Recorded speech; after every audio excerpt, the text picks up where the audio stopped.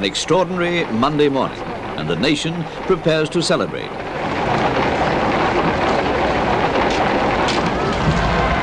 Outside Buckingham Palace, the crowd waits to read the official notice proclaiming that at 9:14 p.m. on Sunday, the 14th of November, the Princess Elizabeth, Duchess of Edinburgh, was safely delivered of a prince.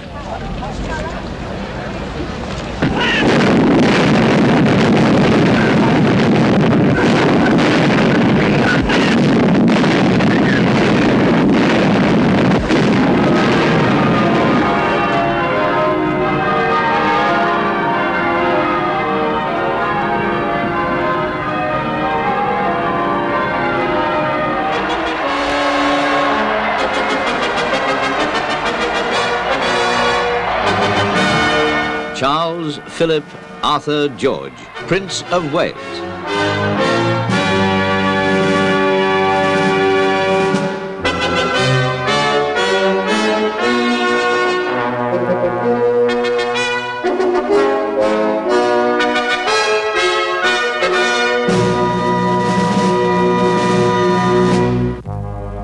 The record of the birth followed the customary procedure, the birth certificate of Prince Charles of Edinburgh.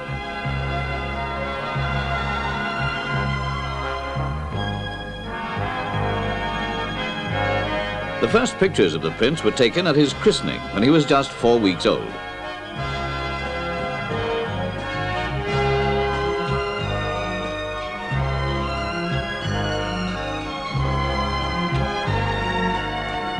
Queen Mary with her great-grandson.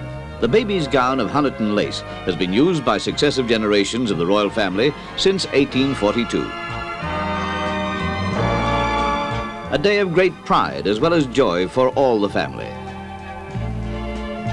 Obvious enjoyment and delight for his grandmother.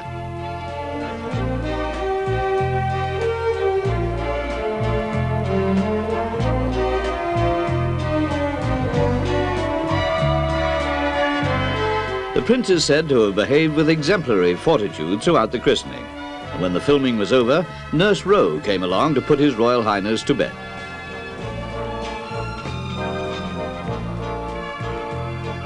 When he was just 8 months old, again Prince Charles went before the cameras, this time with his parents on the lawn of Windlesham Moor, the country home of Princess Elizabeth. A charming study of happiness and parental pride.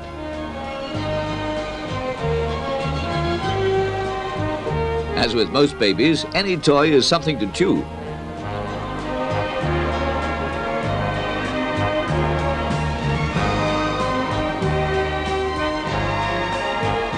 Delightful pictures for the family scrapbook. 2 years later, at the christening of his sister, Princess Anne, Charles captured most of the attention, running off to collect his great-grandmother, Queen Mary, for the family portrait. 4 generations of the royal family, and one of the Queen's pets wants to be included. The prince hardly remembers his grandfather, but he has always been a special favorite of his grandmother, and the strong bond which was formed early on has never weakened.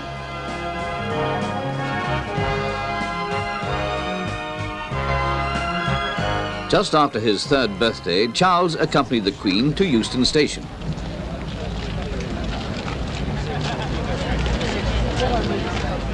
The young prince carried out his handshaking duties most sedately, considering the excitement of the occasion. His mother was returning from an official visit to Canada, made on behalf of her father, who was seriously ill. At last, the great moment. Here they come.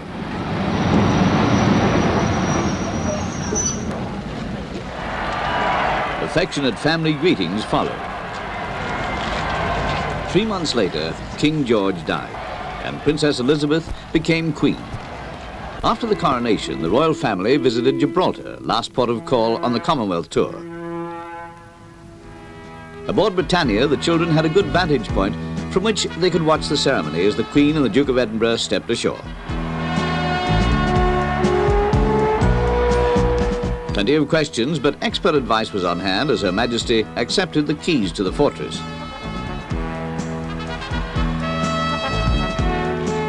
The real highlight of the visit, so far as the children were concerned, was to see the famous Barbary apes.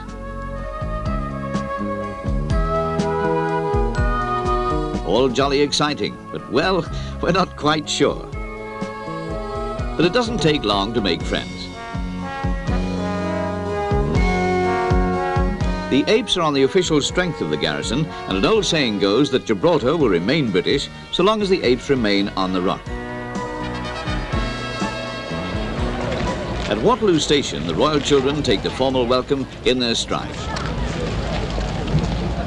They were there to say goodbye to the Queen Mother off on a transatlantic tour.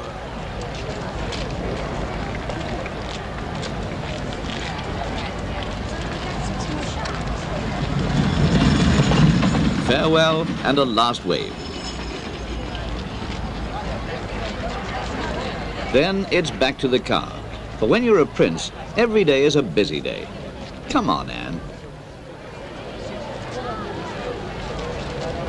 By now, Charles was emerging as a young personality in his own right. As the elder son of the monarch, he was now the Duke of Cornwall, a title provided under a charter of 1337. Their first flight must have been a huge thrill, and each child had a corgi to look after on the drive home.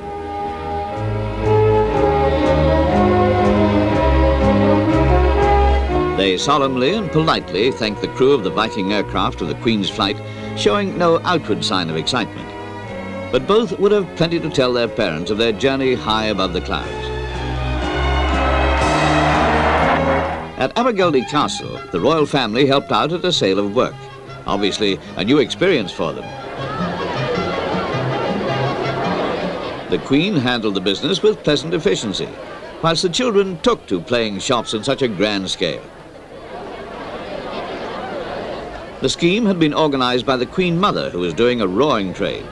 The Prince also enjoyed taking a hand in the good work, helping to raise funds for the local church.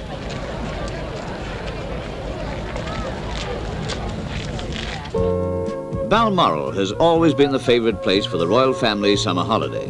Here in 1955, the family pets were the centre of attention.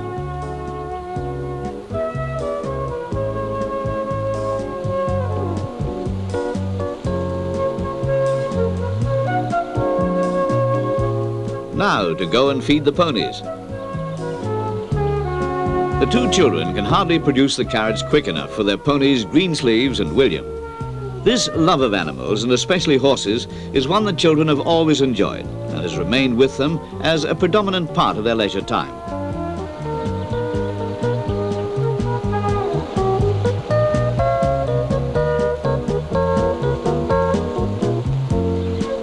The delight of the swing is very apparent.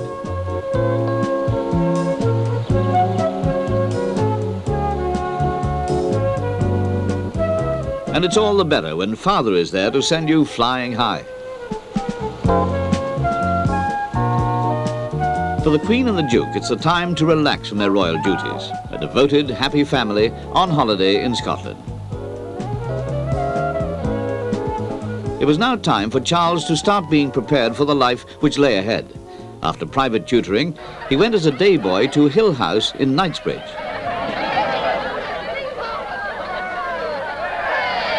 On Sports Day in 1957, the Prince's family were there to watch him come forth in a sprinting race.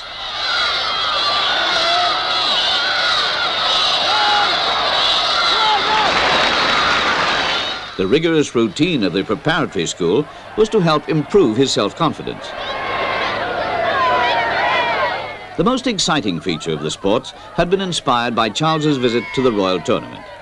Based on the display by the Royal Navy, the Prince leads his team round the course. The object of the exercise is to haul the gun made at the school and themselves across an imaginary river.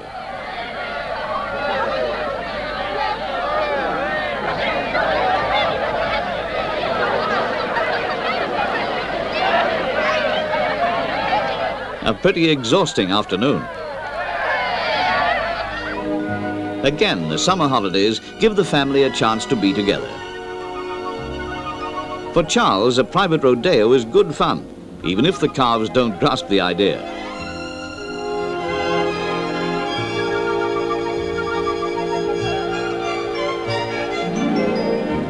But patience wins.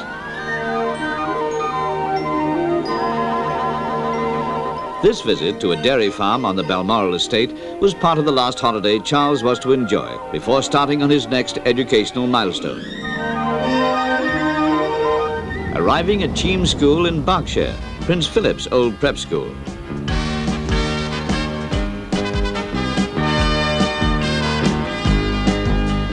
Here, Charles was soon to settle down, although he was never over-enthusiastic about his school days. Whilst at Cheam, he heard the news that his mother intended to create him Prince of Wales. An end-of-term treat for Charles, a visit to HMS Eagle, where he watched the aircraft landing back on board Britain's largest carrier.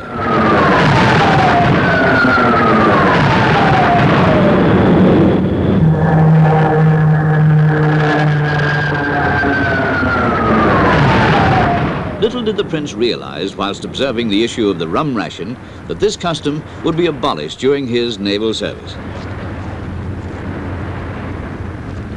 When he was 13, Charles left Cheam for another of his father's old schools, Gortonstone, near Elgin in Scotland. This bleak but adventurous schooling was part of the plan to toughen up Charles and make him more self-assured. Prince Philip had loved the Spartan life, but his son is said to have viewed the prospects of Gortonstone with some foreboding. At 17, Charles interrupted his time at Gortonstone to experience school life in Australia. Timbertops was the outback branch of Geelong Grammar School in Melbourne and had been recommended by Prime Minister Sir Robert Menzies.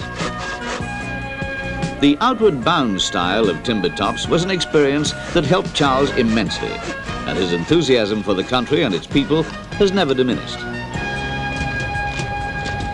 The Prince was accepted by Trinity College, Cambridge in October 1967. At the Great Gate, the Master of Trinity, Lord Butler, welcomes Charles, who would be reading archaeology and anthropology.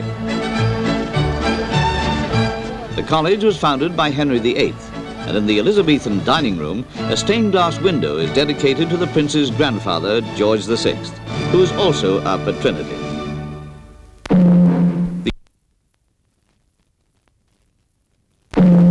The Investiture Ceremony in 1969 was held at Carnarvon Castle, where in 1911, Charles's great-uncle, the Duke of Windsor, had been invested by King George V. At the bidding of his queen, Charles comes forward to be invested with the name, style, dignity and honour of Prince of Wales and Earl of Chester. The sword for his earldom. The first Prince of Wales, Edward II, was born at Carnarvon in 1284, the year that Wales was formally incorporated with England by statute. The coronet for sovereignty. Made of 18-karat gold with diamonds forming the astrological symbol of Scorpio, Charles's birth sign.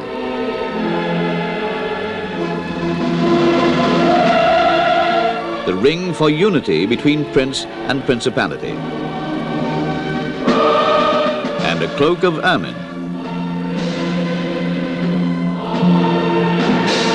Then the proclamation. I, Charles, Prince of Wales, do become your liege man of life and limb, and of earthly worship. And faith and truth I will bear unto thee, to live and die against all manner of folks. The acts of investiture, homage and fealty are complete.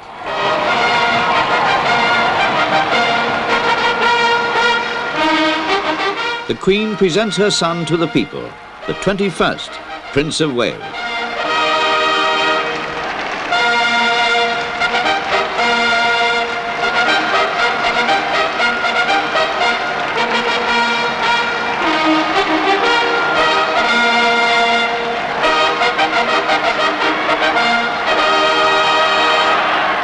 Previously at Windsor Castle, Charles had been installed as a Knight of the Garter.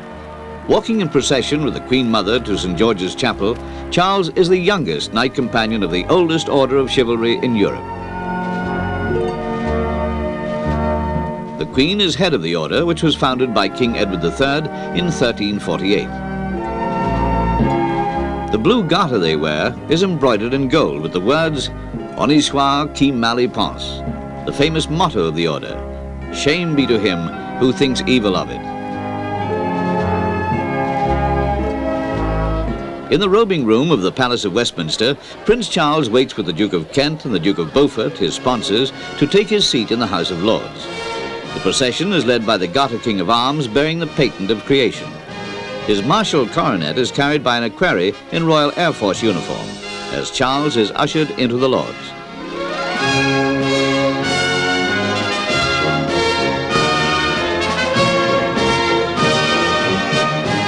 After all the pomp and circumstance, Charles needed to relax, and like so many of his family, turned to the sea. At the helm of Cowslip, the Prince entered into the full swing of the Cowes Week Regatta. Taking great interest in the Flying 15 class are his father and sister. It only took one more step to follow the family tradition of joining the Navy. In 1971, the Britannia Naval College at Dartmouth welcomed Prince Charles, who was wearing the uniform of an acting sub-lieutenant. Studies in electronics, languages, administration, sea operations, and the theory of navigation, all of which he would soon be putting into use aboard his first ship as a watchkeeping officer. 5 years later, Lieutenant the Prince of Wales took command of the mine hunter HMS Bronington.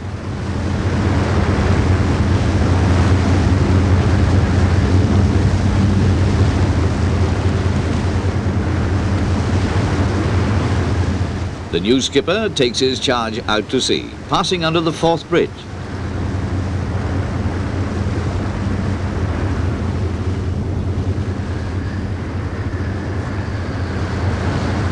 A visit from Prince Andrew gave Charles the opportunity to explain some of the finer points of navigation to his younger brother. This was part of an exercise with other ships of the 1st Mine Countermeasures Squadron. Prince Andrew also accompanied Prince Charles to Brize Norton, the Parachute Regiment's training school in Oxfordshire. The essential checks and double checks have to be made on chute and harness. The prospect before the two brothers doesn't seem to worry either of them.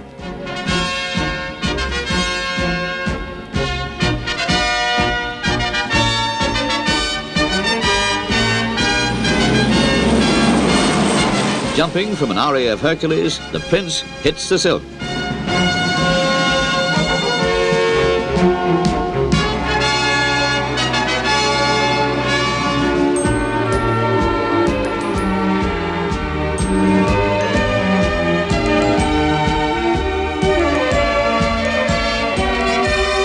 A copybook descent with a safe if trifle hard landing. But for the Prince, it means he's earned his wings as Colonel-in-Chief of the Parachute Regiment. Charles had received his pilot's wings at Cranwell in 1971, where he was assessed as an above-average pilot. His most ambitious flight since then was from RAF Wittering. After inspecting the Harrier jump jet, Charles climbs aboard and begins the pre-flight cockpit routine, so necessary in this highly technical aircraft.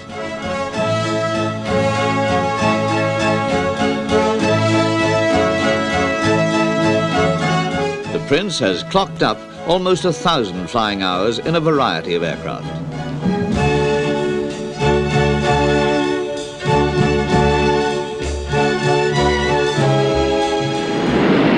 Chocks away and off on a simulated operational mission high above the mountains of Wales.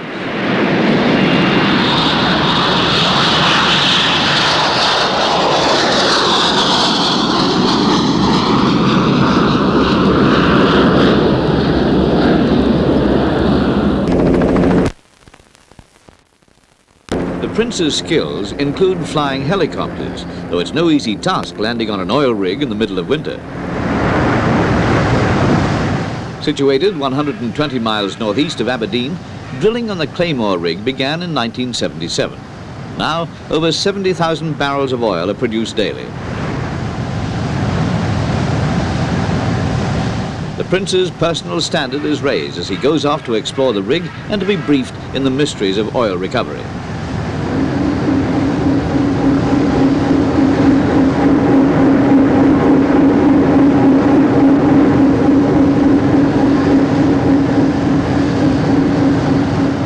chance to see at first hand the hazards of life working on a North Sea oil platform.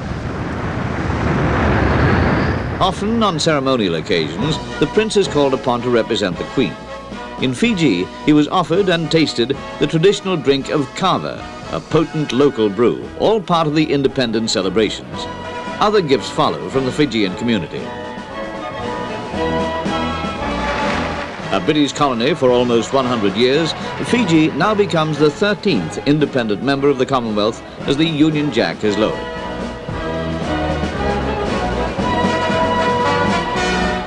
On an informal visit to India, Charles was accompanied by his uncle, Lord Louis Mountbatten of Burma. As India's last viceroy, Lord Louis had presided over the transfer of power. The surroundings were quite familiar to him. Prince Charles could not have had a better guide as they made their way through the beautiful settings of the Mughal gardens for a pleasant meeting with the Republic's Prime Minister, Mrs. Indira Gandhi.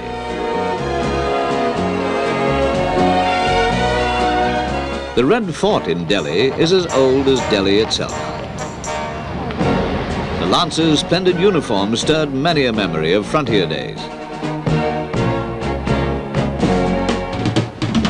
Charles, like his father, is a great sportsman and doesn't miss an opportunity to play polo.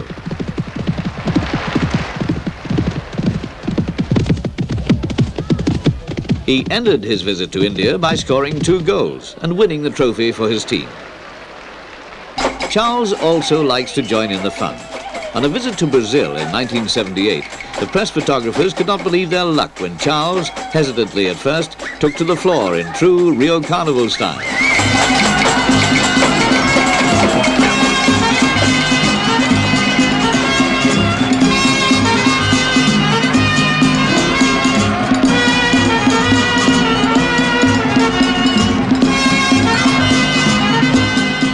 Tours may look a lot of fun, but they can also be very hard work.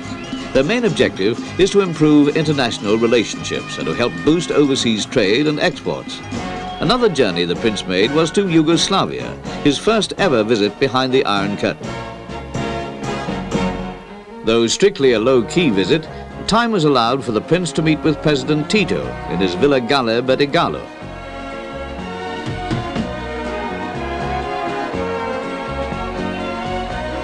A meeting between royalty and communist republican in mutual friendship and understanding. At the Buckingham Palace banquet for the Western Heads of State meeting in London, Charles was there for the official photographs, but his aunt, Princess Margaret, thought he should have a more prominent place in the august lineup.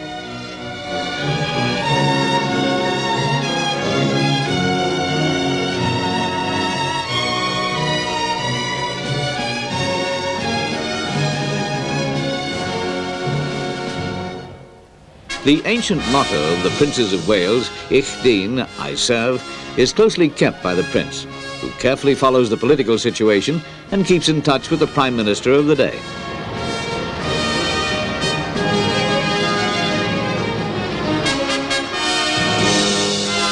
Like his father and grandfather, he believes the government should encourage young people in their work and leisure and to be of service to the community. But other official duties call. The recommissioning of HMS Bulwark at Portsmouth. Originally built as a fixed-wing carrier, HMS Bulwark has been redesigned for a submarine hunt and destruct role. Accompanying his great-nephew, Earl Mountbatten is completely at ease in these familiar naval surroundings. For the cutting of the cake, a junior rating gives the Royal Commander some assistance. At Portsmouth's Guildhall, the Prince was made a freeman of the city, and then watched a march past by the band of the Royal Marines.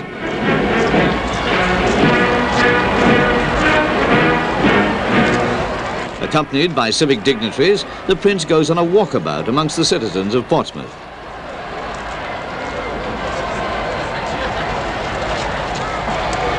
After many ceremonial events, the now almost traditional way in which members of the royal family walk informally through the crowds has greatly endeared them to the British people. The respect shown by the nation at his mother's silver jubilee and at his grandmother's 80th birthday Thanksgiving services at St. Paul's ably reflects this emotion.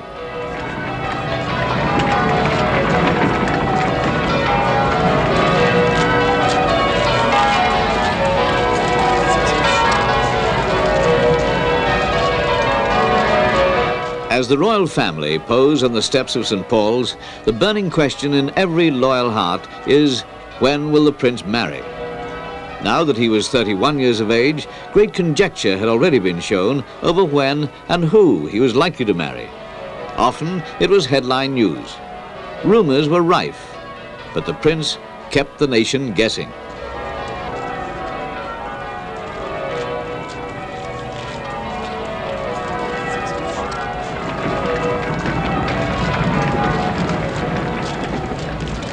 Then, on the 24th of February, 1981, from Buckingham Palace came the news that the whole world had been waiting for.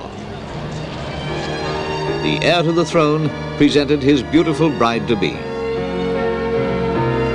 Lady Diana Frances Spencer, the third daughter of the 8th Earl Spencer.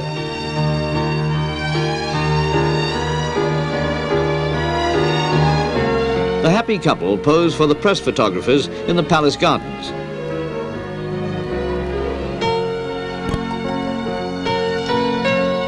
The engagement ring is a magnificent sapphire surrounded by diamonds. Lady Diana's noble ancestry can be traced back to Stuart times, with 5 lines of descent from Charles II. Apart from royalty, the best known of her ancestors is John Churchill, the 1st Duke of Marlborough.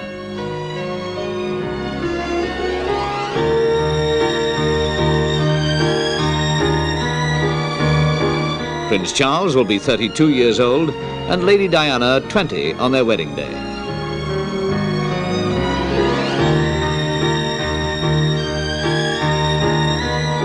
Following a long-established precedent, Charles will not have the customary best man, but will have 2 supporters, his brothers Prince Andrew and Prince Edward. 5 bridesmaids and 2 page boys will attend the bride.